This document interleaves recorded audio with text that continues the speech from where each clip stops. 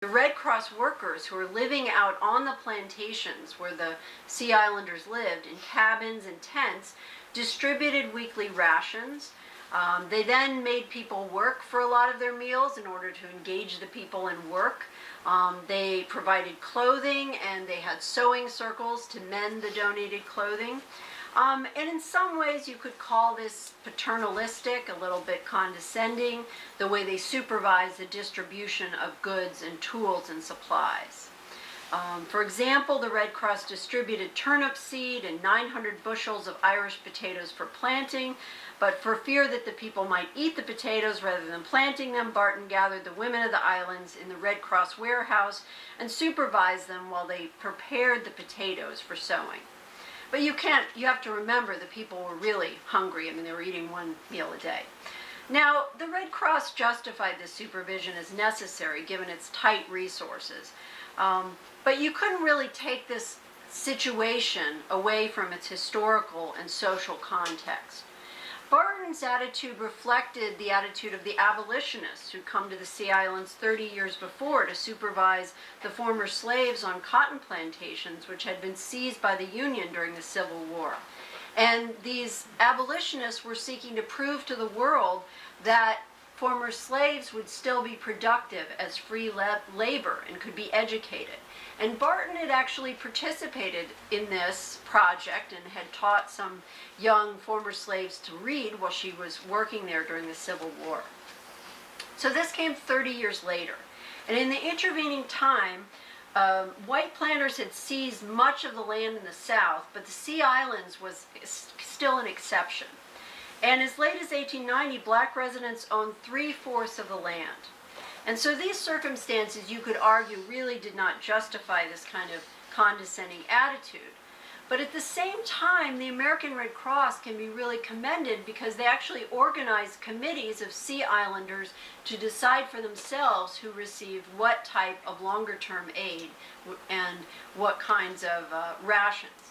And the committeemen picked up and distributed food, tools, supplies, and clothing, and learned about planting seeds from the Red Cross workers, as well as organizing group efforts to rebuild damaged homes.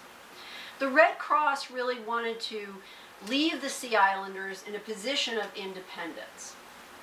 And they actually got some criticism from this because some of the mainlanders who happened to be white criticized the ARC for favoring black Sea Islanders over them and for also appointing what they called, quote, a committee of Negroes to whom your fellow citizens were expected to go and tell their sufferings.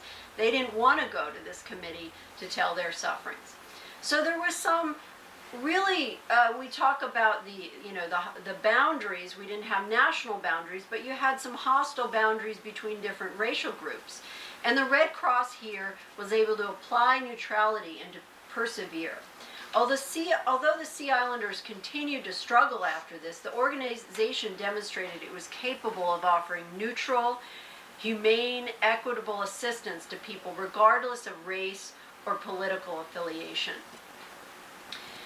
And in this way, the Sea Islands relief really exemplified Barton's vision of the American Red Cross. Now, Barton's vision, as I wrap up, had its limits. Namely, she was limited in her ability to raise funds and to organize large groups of people. And by the time she got into her 80s, she was having difficulty keeping a precise accounting of how all the funds were spent. So, for this reason, there were people who wanted to get her to resign from the Red Cross beginning in about 1900. And she was eventually pushed out in a very difficult and combative environment at age 83 by a woman named Mabel Boardman, who was a well-connected Washington, D.C. socialite.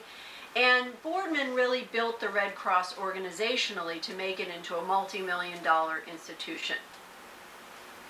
Now, when I told the story of Barton and Boardman in my book, I brought in this house because this is where Barton and Boardman first met.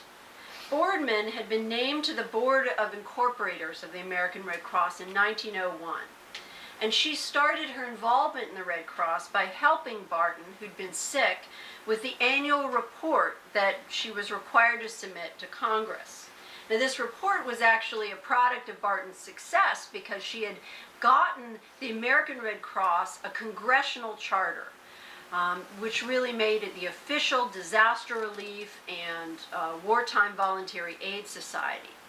And part of this charter meant that the American Red Cross had to submit detailed annual reports to Congress. And so Mabel Boardman came out here to Glen Echo to help with this report. And let's just say she was not favorably impressed with Barton and her capabilities. And not only that, she came to the conclusion that Barton was hiding something.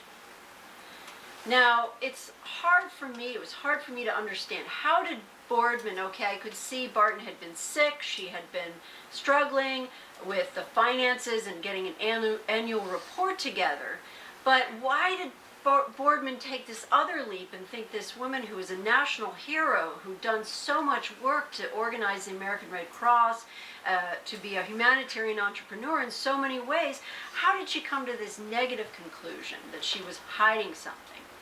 Well, I had to go back and look at their differences and their different generational differences and their class differences, and look at this house and look at Mabel Boardman's house, which is on P Street. It's a mansion.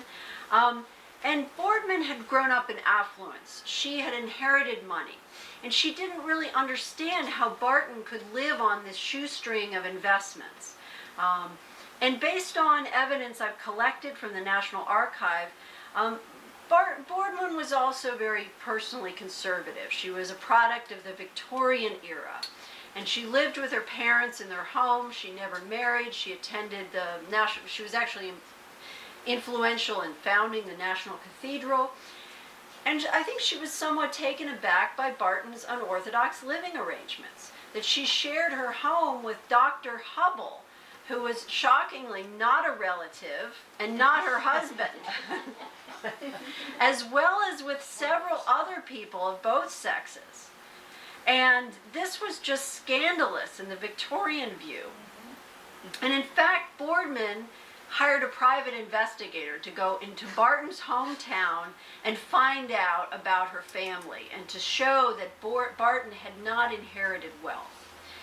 And then Boardman found that, but in fact Barton had been, if anything, giving too much of her own money to the American Red Cross rather than taking from it.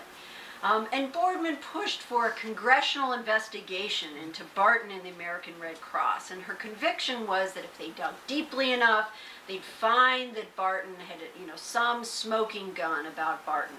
Well, indeed, all the evidence I've reviewed points to the fact that Barton did not embezzle, did not use the Red Cross for her own gain, and to the contrary, that again, she often gave much of her own savings. She certainly gave her entire life to the organization.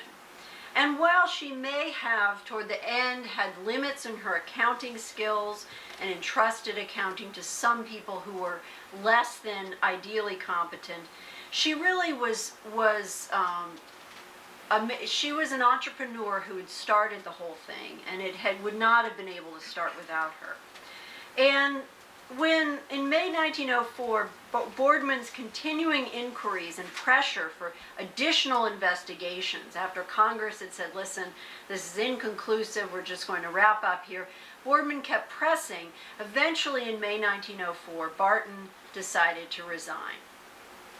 Now, what's amazing is even after this, being pushed out at age 83 from the organization that she founded and she loved, Barton still came back, and she founded the National First Aid Society, and she continued to work on this through her 80s.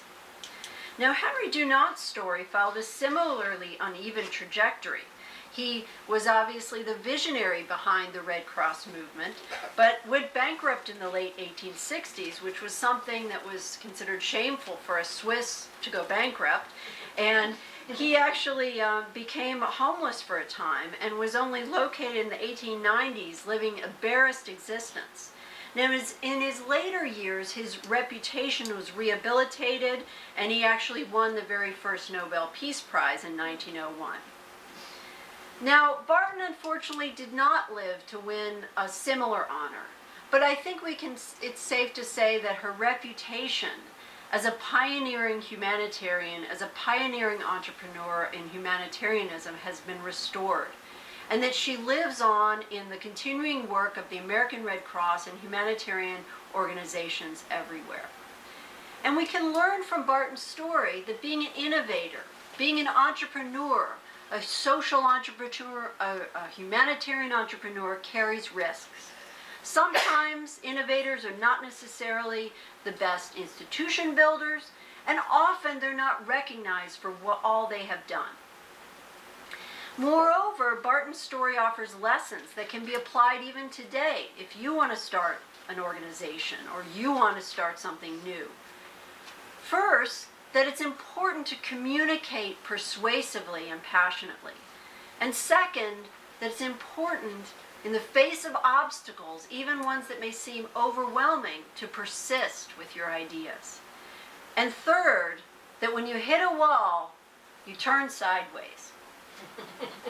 All right, thank you very much.